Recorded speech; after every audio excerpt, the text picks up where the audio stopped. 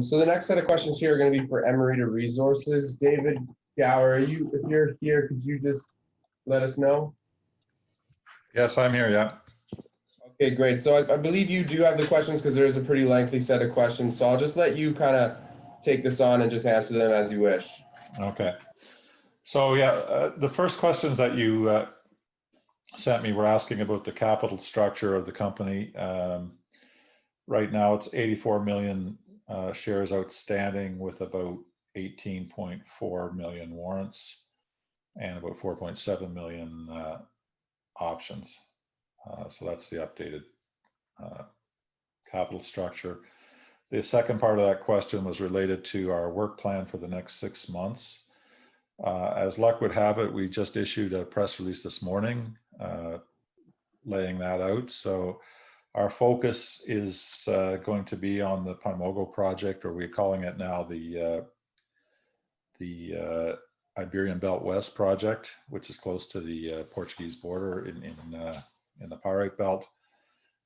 So we've laid out the program for 22 drill holes, about 5,000 meters on the Infanta deposit. That property is in permitting right now. The process requires 30 days for the reclamation, the drill hole reclamation part of the work program to be made public, and then we'll be ready to drill by Christmas, I would say, early next month at least. On that property, there are two deposits, and there's a zone in between them called El Cura. So Infanta is the first one. It's a very high grade. If you look at the press release, you'll get all the details there. It's in an area, there are different classifications of protection in Spain. Where Infanta occurs, there actually it's rated as having no environmental sensitivity. So the license there, even though it is presented to the Department of the Environment by the Department of Mines, will be issued by the Department of Mines directly. The other part of the property has a little bit of sensitivity related to cork oak trees. So there's a full report, EIA, social impact studies, et cetera, have already been filed, and those areas have all been drilled in the past, and we see no issues with those permits forthcoming. And then the next part of this, and the reason we're doing this, is we have a number of questions from I would say an antagonistic group, to say the least, out of Spain, related to a number of different issues. The backstory on this is as follows. We have been involved both at Paymogo and at another project called Gower in very lengthy legal cases. The one at Paymogo was resolved earlier this year in our favor by the Supreme Court of Spain.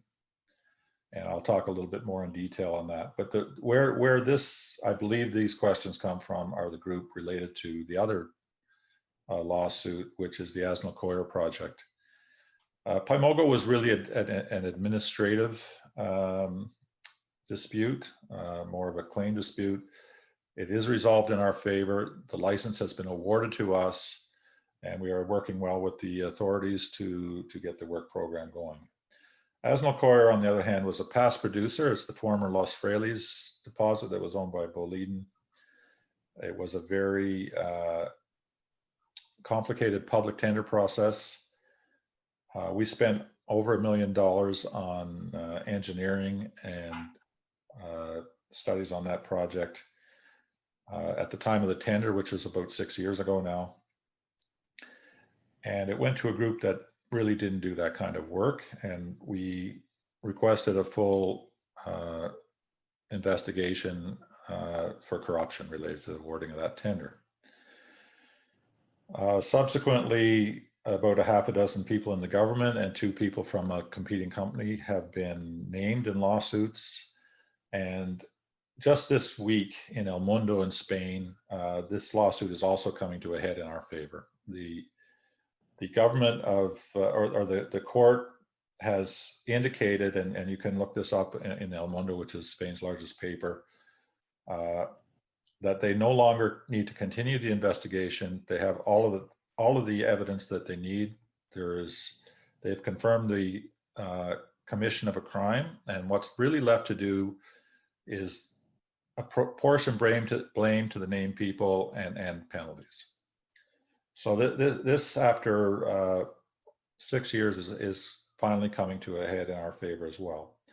And the reason I say that is the laws relating to public tenders in Spain are very clear, and it's lots of precedents for this.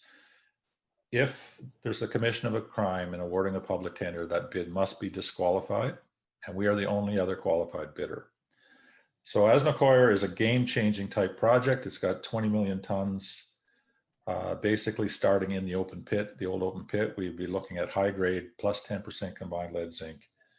That's already drilled off as a reserve, and we're the only qualified bidder that's left in that process. So there's a matter of time, but this is a very important step for us.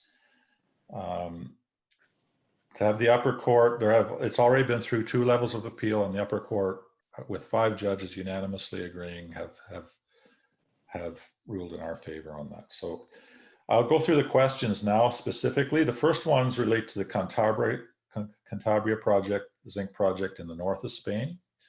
This was active a couple of years ago. That project is a joint venture between Emerita and Aldesa, which is a large Spanish construction company. The question is, what happened in Cantabria? You promised tons of zinc, assured publicly it was a great business, and finally you did no drills. Well, in fact, we did drill the project. We spent with our joint venture partner in excess of 2 million euros. The targets that we were drilling were 600 to 700 meters deep. We hit at least some mineralization in all drill holes, and in fact, some of the holes would be considered ore holes, but it did not hold together well enough to be considered a robust or economic proposition at those depths. It also points out that, or claims that we no longer have the mineral rights. In fact, the mining law is very clear. You are eligible to apply for an extension to your mineral rights, and that has been applied for. And that extension has not been resolved at this point. I will say, and I have said publicly, that with the awarding of the Paymogo project to Emerita, which we own 100% of, this project will be lower priority. So we're not probably likely to pursue this aggressively in the meantime. The next question is about Paymogo, the next 2. Talking about Paymogo, regional government issued administrative orders several years ago, which de facto means less than 10% of the land in Paymogo could be open for drilling. This was confirmed by the Supreme Court of Andalusia, July 24th, 2019, when MATSA tried to do the drilling. Well, MATSA could not have tried to do the drilling then because nobody owned the mineral rights. MATSA, for the information of people, is the local subsidiary of Trafigura. In fact, this is one of the most solid cases of owning the mineral rights that you can imagine. The project was put out for public tender by the Department of Mines, by the government. It is a mining project. Subsequently, it went through an appeal to the regional judge of Saville. Again, the tender process was confirmed.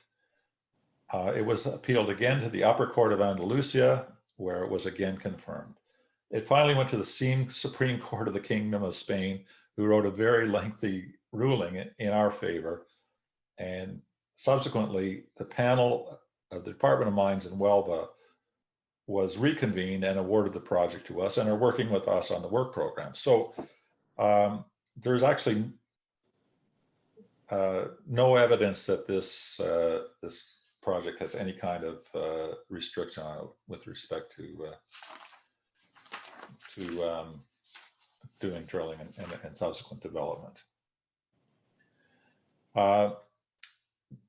Again, as I said, these are a little bit confrontational. In fact, local authorities in Paymogo claim Emerita is not a company to be trusted. How are you going to push a project? what I will say goes back to what I said to begin with. This has nothing to do with authorities in Paymogo. The authorities actually are working extremely well with us, but there are people on Asno-Coyer who have been charged with criminal offenses as a result of that, with corruption. There has been a media campaign coming from those people that try to disparage the company. But in fact, the courts are the courts, and the law is the law, and the authorities are working well with us. Based on the the reports in El Mundo this week, that case is coming to an end. Those people are going to be charged and convicted with the crime of corruption, and this should bring an end to this saga. This next question is how many shares in Emerita are owned by Forbes and Manhattan? They expressed 65 million euros in support. Your figures are 645 million euros. Where are you going to get the rest of the money? Well, in fact, they are referring to numbers from the public tender documents that were issued more than 6 years ago. We're a public company, and companies may trade in and out. I would suggest if you want to know how many shares Forbes has still, contact them. And then the numbers are what they are. We as I said, we spent around $1 million putting together a full detailed engineering study for this project. It was almost 10,000 pages of documentation when it was finished. We held public hearings. We had approval from the Federal Water Authority, etc. Those numbers will have to be revised after 6 years, almost certainly. But this is a project that was in production for about 1.5 years. The resource is not it was drilled off as a reserve. There will be more drilling required, which is in our work plan. And we are probably almost certainly the ones best positioned to move this project ahead quickly because we've done so much work on it already. And as it turns out, the courts and a full police investigation have supported our position on this project. The last question is about tomorrow. It says, who bought your shares at 5 cents? We did a financing 4 months ago before we were awarded the Paymogo project. That project was awarded before that financing closed, and it filled up very quickly. The shareholders were essentially all retail shareholders at that time. The 4-month hold comes off tomorrow. What I would say is with the news coming from Asno-Coyer and the fact that we will be drilling very high grades at Paymogo later this year, hopefully that's enough to hold people in. At this price, we're undervalued, but the share prices certainly come off in anticipation of that 4-month hold stock starting to trade. So that's the end of those questions. I hope I've answered them adequately. That's great. Thank you, David.